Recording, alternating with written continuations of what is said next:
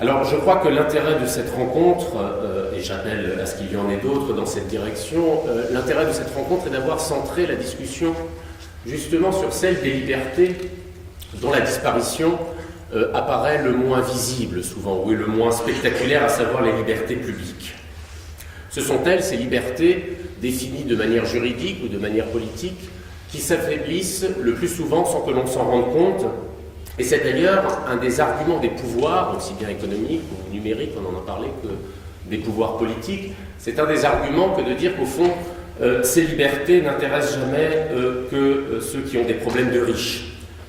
Ce libéralisme, c'est au moment même peut-être où il menace de s'éteindre dans nos institutions et parfois dans nos esprits, que l'on peut tenter de lui être plus fidèle que ceux qui se prétendent être ses héritiers. Cela signifie, et je m'arrête, en particulier une seule chose: la plupart des penseurs libéraux, je pense en particulier ici à Montesquieu, ont défini leur propre doctrine en disant « est un libéral quelqu'un qui, en toute occasion, préfère un désordre à une injustice ». Ou, pour le dire d'une autre manière, qui préfère qu'un innocent ne soit pas en prison et un coupable en liberté, plutôt que l'inverse.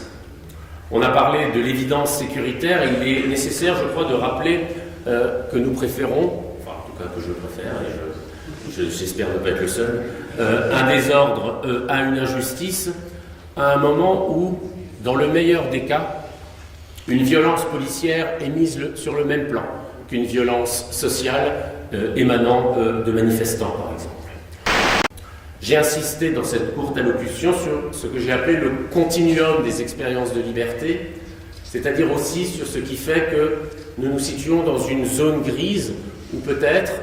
ou que nous soyons du point de vue professionnel, nous commençons insidieusement à nous poser la question de ce que nous sommes autorisés à dire,